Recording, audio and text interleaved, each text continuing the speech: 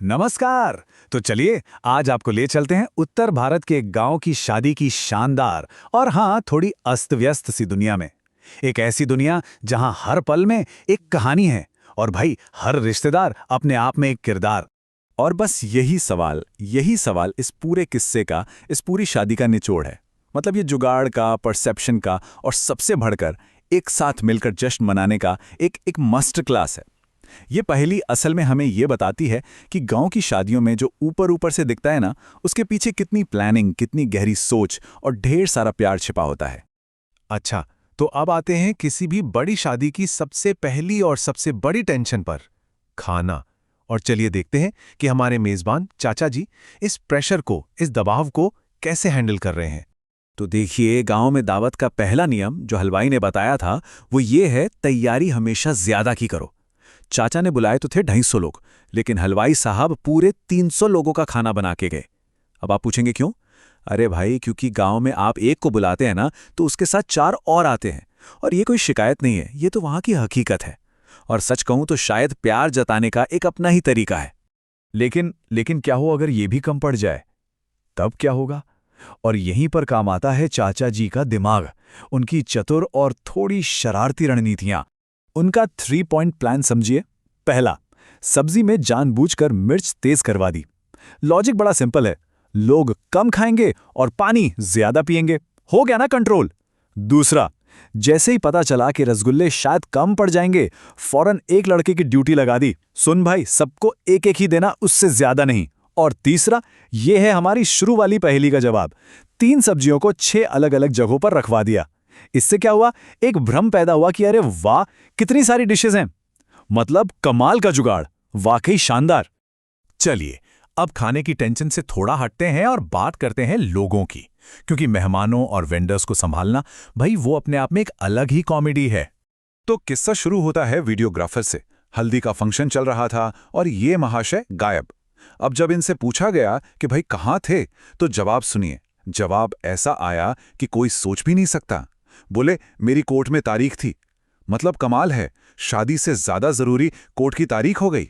बस यही तो मजा है इस पूरे माहौल का। अच्छा, एक तो ये थे। फिर आते हैं एक और बहुत ही जरूरी रिश्तेदार, शुगर सिंह। जनाब घंटों लेट पहुंचे और वजह, अरे वही अपनी क्लासिक ट्रैवल वाली दिक्कत। भाई साहब ट्रेन में सो गए और अपना स्टेशन ही निकल गया। और मतलब इस लेट आने की रेस को खत्म किसने किया?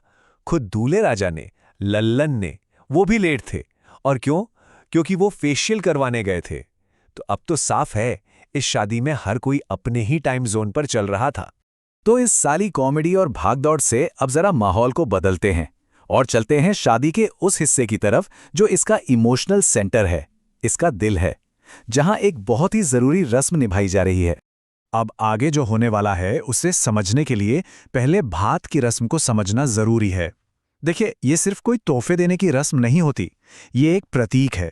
ये परिवार के सपोर्ट और प्यार को दिखाने का एक तरीका है। और इस शादी में तो ये प्यार बहुत ही ज्यादा गहरा था, जिसकी नींव खुद चाचा जी ने रखी थी। और बस यहीं पर वो पल आता है जब दूल्हा लल्लन अपने चाचा का शुक्रिया अदा करते करते एकदम से इमोशनल हो जाता है, टूट जाता है। वो रोते हुए कहता है, आपने मेरे सगे बाप की तरह जिम्मेदारी निभाई है। इतना तो शायद मेरा बाप भी मेरे लिए नहीं करता। और ये सिर्फ शब्द नहीं थे, ये उस प्यार और इज्जत का इजहार था जो चाचा ने अपनी मेहनत से कमाया था। और लल्लन को यूं रोता देखकर चाचा जी भी अपने आंसू रोक नहीं पाए। उस सारी भागदौड़, सारी टेंशन, सारी कॉमेडी के बीच सच कहूं तो यही वो एक पल था जिसने दिखाया कि इस चाचा भतीजे के रिश्ते की जड़ें कितनी गहरी हैं। शायद ये शादी का सबसे खूबसूरत लम्हा था। और जैसे ही माहौल थोड़ा सा इमोशनल हुआ ना, कॉमेडी ने फिर से एंट्री मार ली। हमारे जो लेट लतीफ रिश्तेदार थे, शुगर सिंह, उन्होंने भात के तोहफे दिए। तो दूल्हे लल्लन के लिए तो थी शर्ट पैंट, बहन जीजी के लिए थी एक नई साड़ी, और जीजा जी के लिए था एक रुमाल। हाँ, सही सुना आपने, सिर्फ एक रुमाल।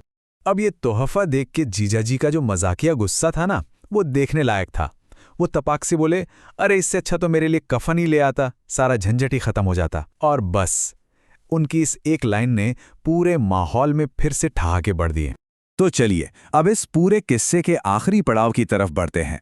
देखते हैं कि अगले दिन के सबसे बड़े इवेंट यानी बारात के लिए क्या तैयारियां चल रही हैं। चाचा जी ने अगले दिन के लिए एकदम मिलिट्री जैसा शेड्यूल बना दिया था।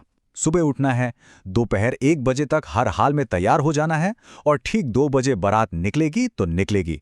उन्होंने सबको सख्त चेतावनी भी दे दी, देखो भाई, कोई लेट नहीं होगा क्योंकि मंजिल बहुत दूर है। अब देखने वाली बात यह होगी कि ये प्लान कितना कामयाब होता है। और आखिर में एक सवाल के साथ इस कहानी को यहीं रोकते हैं।